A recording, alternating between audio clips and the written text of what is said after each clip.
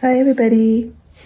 I'm doing this little baby blanket and I'm doing some herringbone in it. And so I really love herringbone, and broken herringbone is also very nice where you have a twist and then a knit. Or you can just do all twists all the way across if you wanted to.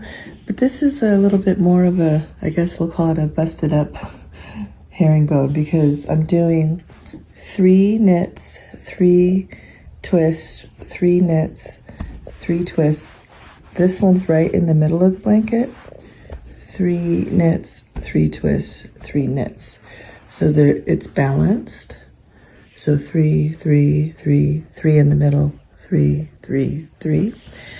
And it comes out nice. It's not such a yarn eater, but it has a beautiful pattern to it. And I really do love it. So let me show you how I do it. So here's the pattern I'm using. And so I'm starting with a 21 start chain. It's for a baby blanket. And you kind of have to map out your pattern if you want the twist there to be one that's directly in the middle. So you have to sort of map it out. I would say sketch it and make sure that you get the balance that you want with the 3s. So here is what I started with the 21. If I wanted a bigger blanket, I think I'd have to go up to like a 27, or even bigger would be like a 33. But like I said, just map it out and make sure that you get your triple herringbone right in the middle, and that it balances out on the other sides. So I'm down here on the right side, and I'm just going to drop stitch that first one. I always like to use my little drop stitch. And then I'm going to knit 2 more. So I have my 3 knits, and then I go into the 3 herringbone twists. And so since I'm going this way, it twists that way. So twist and knit those 3. And then I do my 3 knits. And then I'm here in the middle. So 3 twists.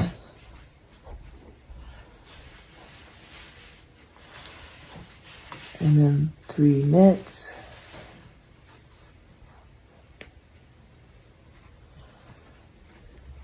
Three more twists.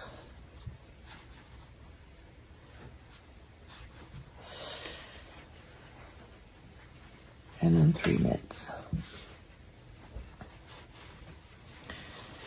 And then when going back the other way, the only difference is the way that you twist your herringbone. And so I'm going to do another drop stitch there. And then knit 2 more, so I have my 3 knits. And then since I'm going this way, now the twist goes in the direction I'm going.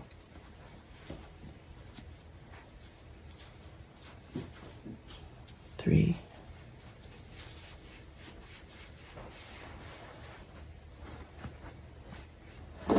And as always, I always have my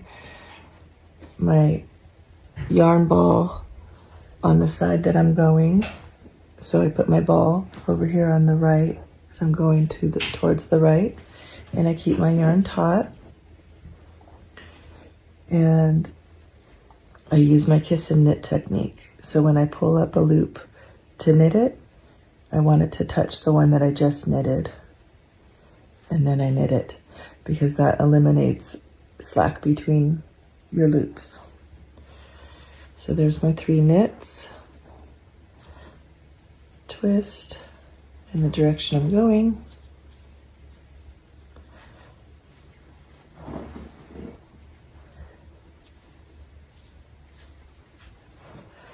Three knits.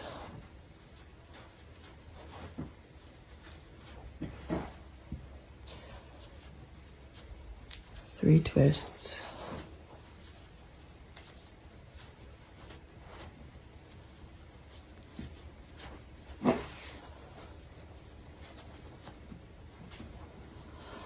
and the 3 knits. And that's it. I mean, that's how simple it is. And it just gives it that nice little pattern throughout. It just looks a little bit different than if you just did only knits or only pearls. You can have creative license with this.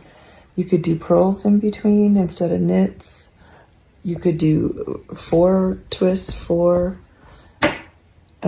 knits or pearls, and 4. You could do it in 4s. You could do it in 2s. There's so many options for this one. So you can just do whatever your heart is calling you to do. But it just gives it that little bit of more texture. And when you break it up, when you break up a herringbone with regular knits or pearls, it isn't such a yarn eater. So it's still a little bit of a yarn eater, but not as bad as if the whole thing is herringbone, or even broken herringbone. So it just gives you more blanket, but still lots of beautiful texture. So happy knitting, everybody.